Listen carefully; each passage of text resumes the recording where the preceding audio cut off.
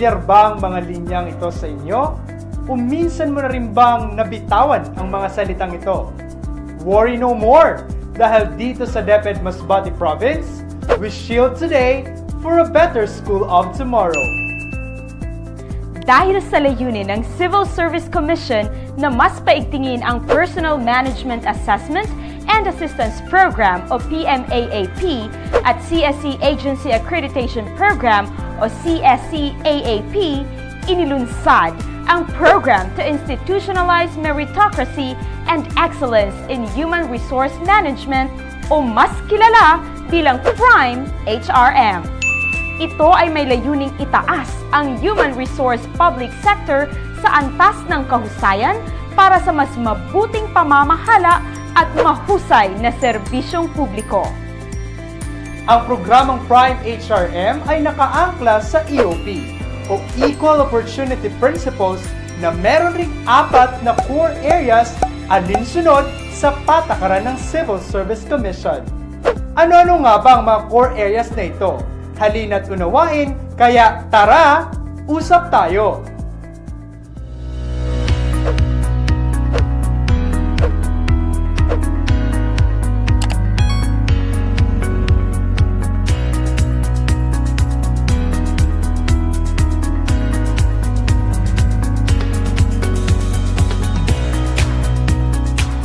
Ang una sa 4 na core areas ay ang RSP o Recruitment, Selection, and Placement na tumutukoy sa proseso ng recruitment, selection, at placement ng mga empleyado ng isang pampublikong ahensya. Ang recruitment ay tumutukoy sa procedure of searching for, attracting, and obtaining applications for employment. The result is a pool of applicants from which possible appointees are selected. Ang selection naman ay ang pamamaraan kung saan applicants are screened, assessed, and evaluated vice versa the requirement of the position to be filled. Ang layunin nito ay para makapag-produce ng comparative assessment result of candidates best suited for appointment. Samantalang ang placement naman ay ang proseso ng pagtatalaga ng matagumpay na applicant to specific unit, location, or workplace. Ang RSP ay meron ding 4 na pillars. Ano ang mga pillars na ito? Una dito ay ang governance. It is the overall structure and processes for setting policies, establishing RSP system and budget, kung saan nangangasiwa sa pamamahala ng pagiging epektibo ng RSP sa function and alignment of the agency's vision and strategic direction. Pangalawa ay ang talent planning. This pertains to processes for assessing and defining agency's staffing demand as well as making provision for the movement of human resources into, within, and out of the organization. Pangatlo ay talent sourcing na nakabatay sa proseso at strategiya in identifying and attracting as many qualified candidates for existing and anticipated vacancies. At pang-apat ay talent selection and placement, kung saan ang selection and evaluation of more qualified candidates ay nakabase sa iba't ibang layunin ng CSC. Siyempre, under RSP, hindi mawawala ang background investigation at behavioral events interview. Ito ay para masiguradong tama, nararapat, at tunay na kwalipikado ang mga kandidato. At ika nga natin, EEOP, Equal Employment Opportunity Principle. Kaya huwag mabahala, huwag matakot, dahil sa Prime HRM, kasama at kasangga namin kayo. Ito ay isang oportunidad upang matulungan ang bawat empleyado.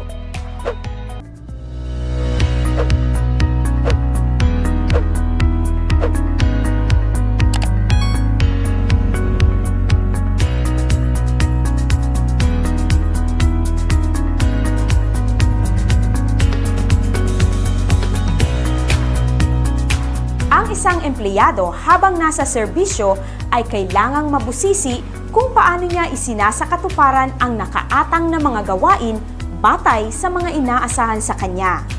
Kaya, may PM. Pag-usapan naman natin ngayon ang performance management. Ano nga ba ito? At paano ang proseso ng pagsasagawa nito? Ang performance management ay proseso at sistema na naglalayong mapaunlad ang performance ng isang empleyado.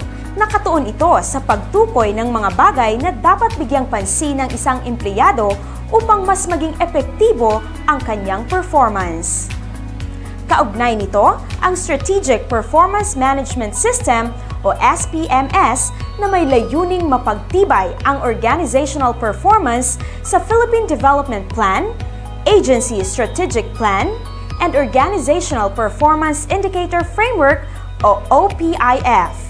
Merong SPMS cycle para sa school-based personnel at meron namang para sa non-school-based personnel.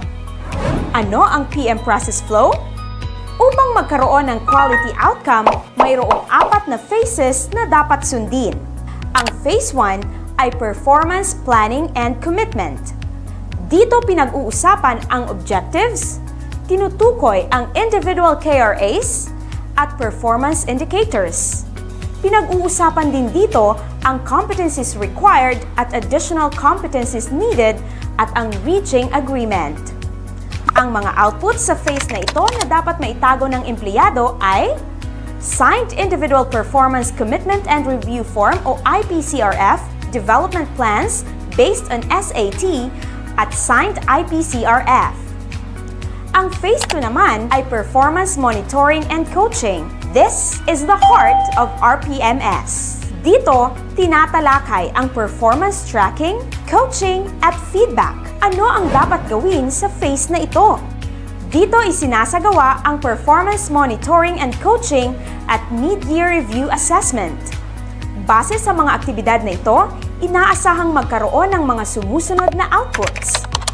Agreements based on performance monitoring and coaching, mid-year review form, at updated IPCRF development plan and portfolio. Ang Phase 3 ay ang performance review and evaluation kung saan isinasagawa ang review performance At pinag-uusapan ang strengths and improvement needs. Sa phase na ito, nangyayari ang year-end review and assessment, evaluation of portfolio, at computation of final rating. Ang inaasahang mga output dito ay signed portfolio at signed IPCRF with computed final rating. At ang huli ay ang Phase 4, Performance Rewarding and Development Planning. Sa puntong ito, pinag-uusapan ang performance gaps. Sa yugtong ito rin isinasagawa ang Individual Development Plan at Professional Development Plan at iniuugnay ang evaluation results upang makapaghatid ng incentives at rewards. Ang datos na ibibigay ng PM ay gagamitin namang basihan sa L&D. Paano binibigyan ng rating ang isang empleyado? Gumagamit ng 5-point rating scale sa pagbibigay ng marka sa isang empleyado, kung saan 5 ay outstanding, 4 ay very satisfactory, 3 ay satisfactory, 2 ay unsatisfactory, at 1 ay poor. Sa pamamagitan ng prosesong ito, natutulungan ang mga teaching at non-teaching personnel na mapayabong ang kanilang kapasidad sa paghahatid ng dekalidad na edukasyon. Talaga nga namang PM is the key.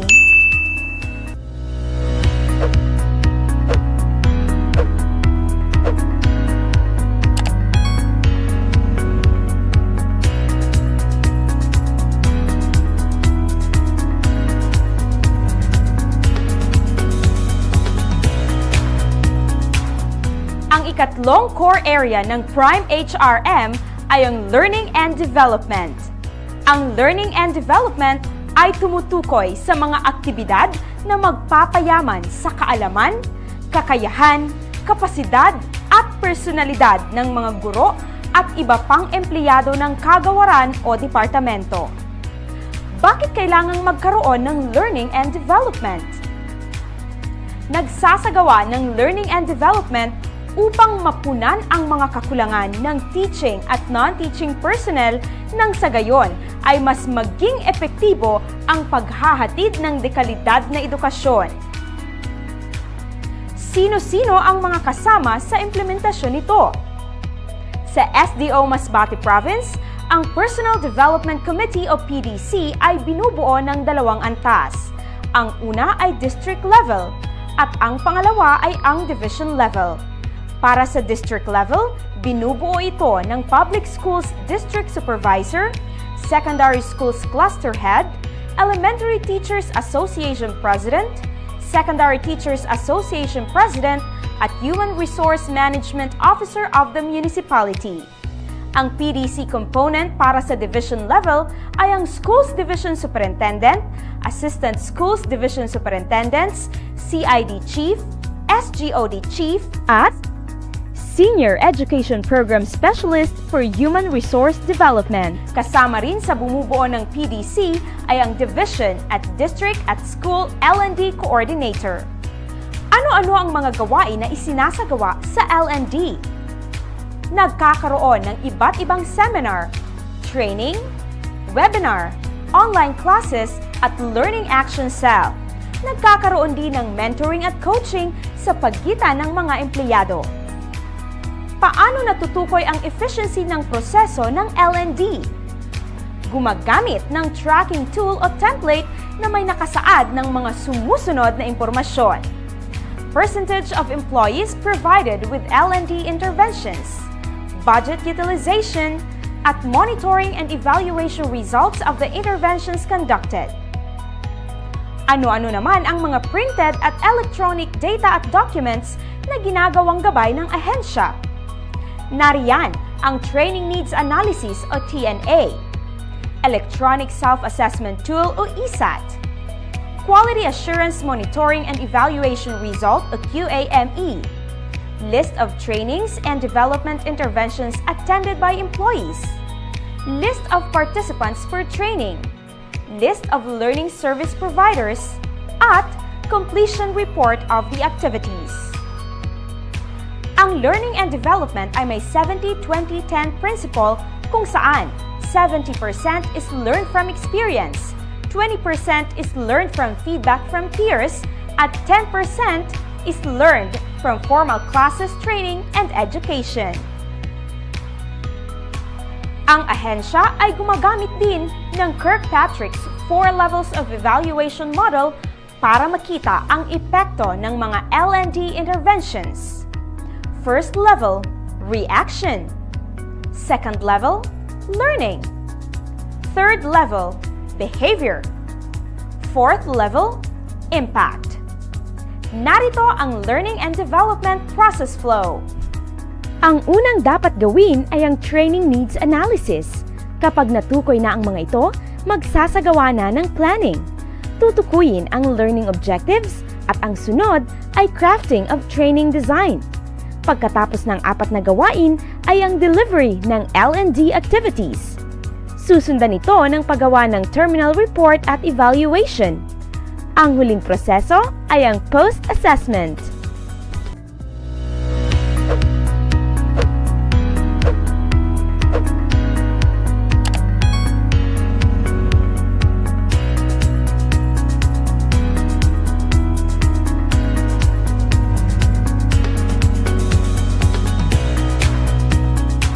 Ang huli sa 4 na core areas ay ang rewards and recognition o R&R. Pagkatapos makapasok sa serbisyo ang empleyado, masukat ang kanyang kakayahan at kakulangan at masagot ang mga ito sa pamamagitan ng L&D, kinikilala ang kanyang mga pagpupunyagi kaya may R&R. Ang SDO Masbate ay bukas sa lahat ng empleyado pagdating sa pagbibigay ng rewards and recognition dahil sa Equal Opportunity Principle.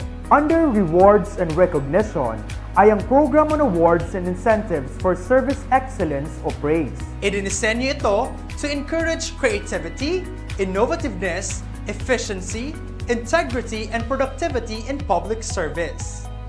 Ito ay para makilala ang bawat empleyado o grupo ng empleyado dahil sa kanilang di mapaparisang kontribusyon at kamangha-manghang accomplishments and improvements in operation and delivery of basic education services na mahalaga sa pagsunod ng vision, mission, and values.